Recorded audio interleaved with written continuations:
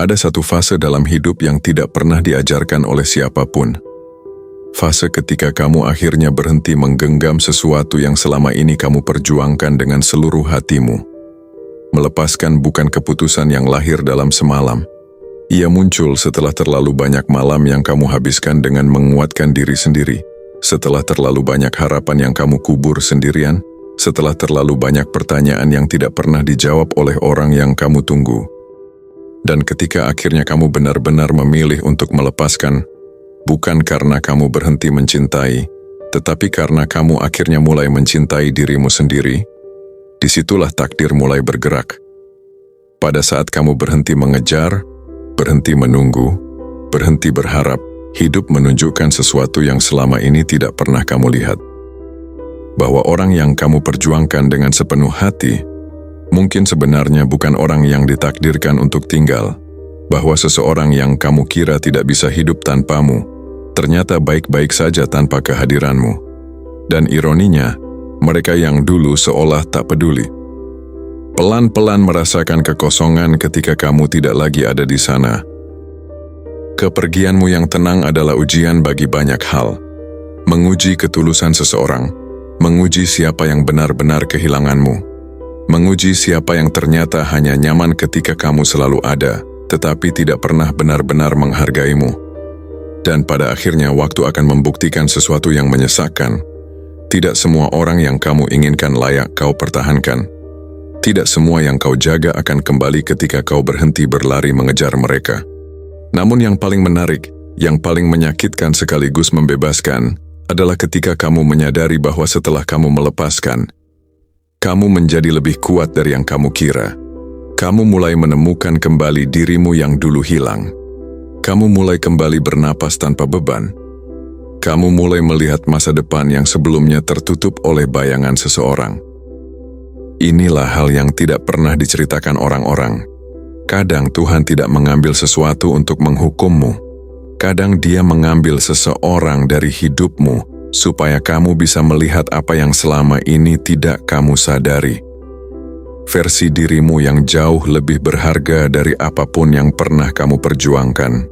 Dan lucunya hidup, ketika kamu akhirnya tulus melepaskan, ketika hatimu tidak lagi bergantung pada seseorang, ketika kamu belajar mencintai tanpa harus memiliki. Disitulah takdir menguji, siapa yang benar-benar pergi untuk selamanya, dan siapa yang kembali karena akhirnya sadar bahwa kehilanganmu adalah hukuman paling sunyi yang pernah mereka rasakan. Video ini bukan hanya untukmu yang sedang patah, tetapi untukmu yang ingin bangkit dengan cara yang paling elegan, tanpa membalas, tanpa teriak, tanpa memohon, hanya dengan satu keputusan yang paling berani, melepaskan dengan hati yang akhirnya selesai. Izinkan video ini menemanimu melewati fase yang tidak mudah, tetapi akan mengubah hidupmu selamanya. Poin pertama, perubahan yang tidak ia duga. Ada satu momen yang tidak pernah benar-benar ia antisipasi. Bukan ketika kamu pergi, tapi ketika kamu benar-benar berhenti mencoba kembali. Ada jeda, sunyi, ruang yang dulu selalu terisi oleh kehadiranmu. Yang ia kira bisa ia atur, kontrol, dan abaikan sesuka hati. Tapi ternyata tidak sesederhana itu. Sebab, perubahan tak selalu datang dengan ledakan. Kadang, justru datang diam-diam, seperti suara napasmu yang kini tak lagi terdengar di ujung notifikasi. Dan itulah yang mengejutkannya. Bukan karena kehilangan seseorang, tapi karena dunia yang ia bangun di atas ilusi bahwa kamu akan selalu ada, tiba-tiba runtuh tanpa suara. Bias introspektif dan self-deception mulai menunjukkan wajah aslinya. Dulu ia merasa tahu siapa dirinya, tahu apa yang ia rasakan. Tapi nyatanya, struktur batinnya ternyata dibangun sebagian oleh eksistensimu, tanpa ia sadari. Dan kini, tanpa itu semua, pikirannya mulai retak di sudut-sudut yang tak bisa ia jamah. Sialnya, ego tak langsung kalah. Ia masih mencoba menyusun ulang narasi lama, meyakinkan dirinya bahwa ini biasa saja. Tapi jauh di dalam, ada semacam goyangan halus, rasa tidak stabil yang tak bisa dijelaskan. Dan dari situlah semuanya mulai bergeser. Ia mulai mempertanyakan ulang banyak hal. Bukan karena kamu spesial, katanya dalam hati, tapi karena kamu pernah jadi bagian dari rutinitas mentalnya. Dan kehilangan itu, seaneh apapun, mengganggu sistem yang selama ini ia pikir solid. Seperti orang yang terbiasa berjalan di satu jalan yang sama setiap hari. Ketika jalan itu ditutup, bukan jalannya yang penting, tapi kenapa rasanya kosong? Apakah ia benar-benar merindukanmu? Atau hanya merindukan versi dirinya yang dulu tak perlu merasa kehilangan?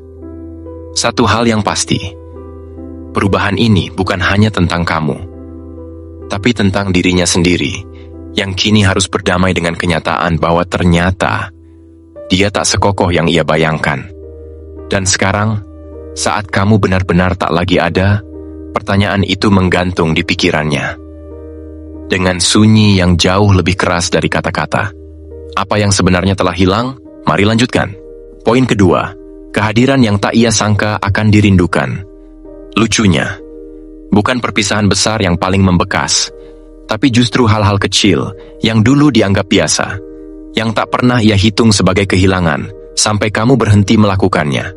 Sapaan pagi yang sederhana, pesan singkat berisi, "Udah makan?" Atau suara napasmu yang terdengar lewat panggilan tanpa kata. Hal-hal itu ternyata punya tempat yang lebih dalam daripada yang ia kira. Bukan karena kamu terlalu sempurna, tapi karena kehadiranmu terlanjur menjadi pola yang menenangkan. Rutinitas yang tak disadari telah membentuk zona nyaman dalam pikirannya. Dan ketika kamu benar-benar pergi, bukan hanya suara dan pesan yang hilang, tapi irama itu. Ritme keseharian yang dulu tak pernah ia perhatikan, kini terasa asing dan dirindukan. Secara psikologis, ini masuk akal. Nostalgia restoratif menyebutkan bahwa kita tidak hanya merindukan orang, kita merindukan rasa aman yang pernah muncul saat mereka hadir.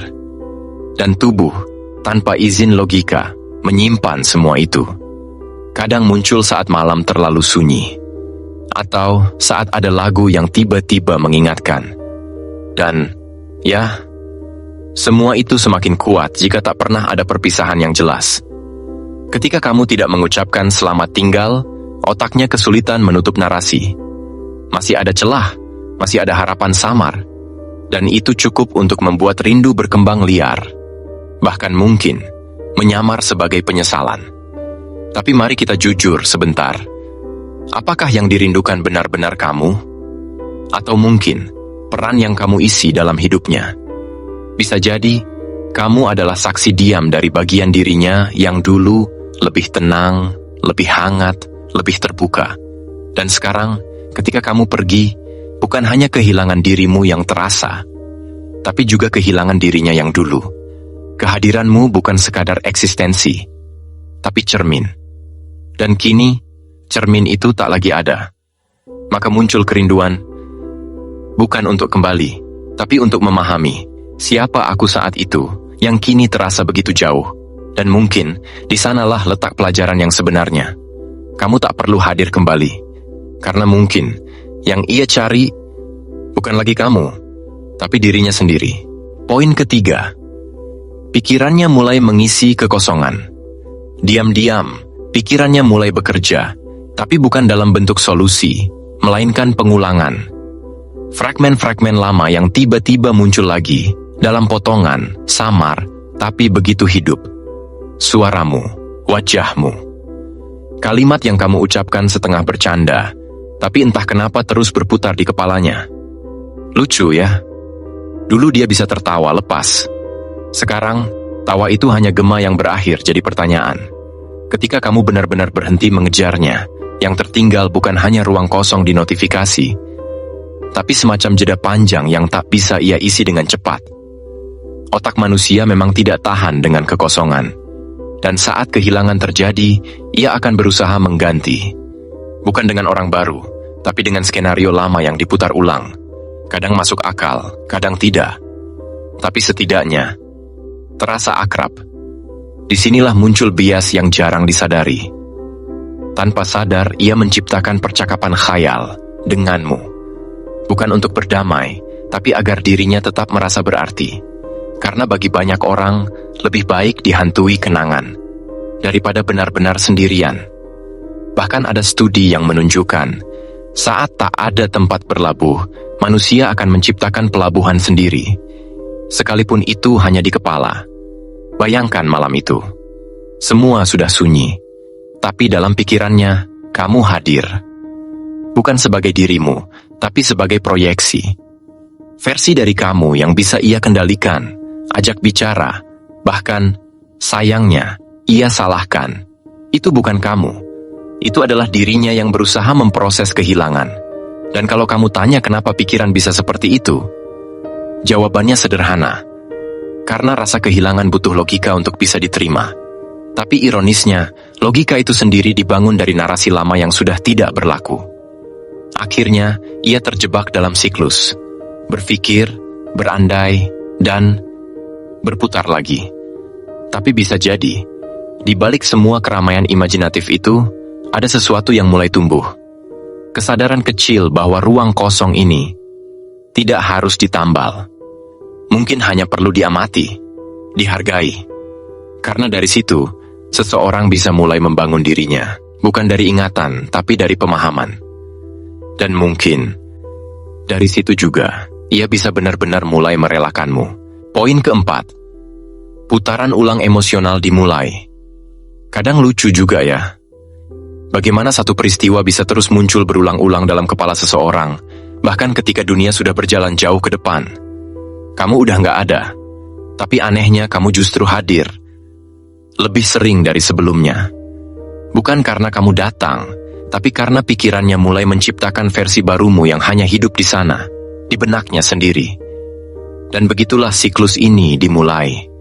Tanpa sadar, setiap hari jadi semacam latihan mental yang aneh. Ia mengulang adegan yang sama, memperbaiki percakapan yang dulu terputus, membayangkan kamu menjawab dengan cara yang berbeda. Kadang rasanya seperti pengulangan biasa. Tapi sebenarnya, itu usaha otaknya untuk memproses yang belum selesai. Atau setidaknya, memberi narasi yang terasa lebih bisa diterima. Menurut penelitian, ada satu hal yang membuat ini masuk akal. Emosi yang kuat bisa menciptakan jejak memori lebih dalam karena melibatkan area limbik, bukan sekadar logika.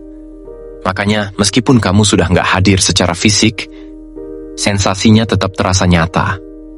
Bahkan bisa lebih menusuk, karena tidak ada yang bisa diajak berbagi untuk memastikan bahwa itu semua memang pernah benar-benar terjadi. Dan kamu tahu bagian paling ironisnya? Ia bisa tertawa bareng teman, tetap posting hal lucu, ikut nongkrong seperti biasa. Tapi satu lagu, satu aroma, atau satu warna bisa memunculkan ulang semua itu. Tanpa aba-aba. Seolah tubuhnya menyimpan semua itu lebih setia daripada pikirannya sendiri. Ini yang disebut amigdala hijack. Ketika rasa datang duluan, logika cuma bisa menyusul sambil ngos-ngosan. Tapi bisa jadi, semua ini bukan bentuk kegilaan. Justru ini proses alami yang banyak orang alami. Kita hanya terlalu diam untuk mengakuinya. Dan mungkin, justru dari pengulangan ini, ia sedang diajarkan sesuatu yang tidak bisa dia pelajari saat kamu masih ada. Bahwa bukan kenanganmu yang perlu dilawan, tapi keterikatannya. Sekarang, pikirannya sedang bekerja, mencari makna, atau sekadar mencoba merapikan. Tapi pertanyaannya, sampai kapan? Apa yang akan terjadi kalau ia tak kunjung menemukan akhir dari cerita yang ia ulang sendiri itu? Mungkin jawabannya bukan di luar, tapi di dalam. Tapi, beranikah dia melihat ke sana? Poin kelima, beban penyesalan yang belum pernah ia rasakan. Kadang yang paling menyakitkan bukanlah kepergianmu, tapi kesadaran bahwa ia punya waktu, dan ia menyia-nyiakannya. Lucunya, penyesalan itu nggak datang saat kamu masih memperjuangkan. Justru baru terasa ketika kamu benar-benar berhenti, sunyi, tidak berisik, tidak membalas, bahkan tidak menoleh. Dan disitulah pikirannya mulai runtuh. Bukan karena kamu menghilang, tapi karena tidak ada lagi ruang untuk memperbaiki. Dalam psikologi, ini dikenal sebagai inaction regret. Penyesalan karena tidak melakukan apa-apa. Studi dari Gilovich dan Medvedev menunjukkan bahwa penyesalan semacam ini jauh lebih panjang umurnya dibanding penyesalan karena keputusan yang salah. Karena tidak ada perbaikan, tidak ada resolusi, hanya sisa-sisa kemungkinan yang membusuk di kepala. Kamu tahu kenapa? Karena selama ini, ia hidup dengan asumsi bahwa kamu akan tetap ada. Mungkin diam-diam merasa nyaman karena tahu kamu yang akan kembali lebih dulu. Tapi ketika harapan itu padam, bukan egomu yang dia pikirkan, melainkan kesalahan yang tidak dia akui sejak awal. Coba bayangkan kamu ada di posisinya sekarang.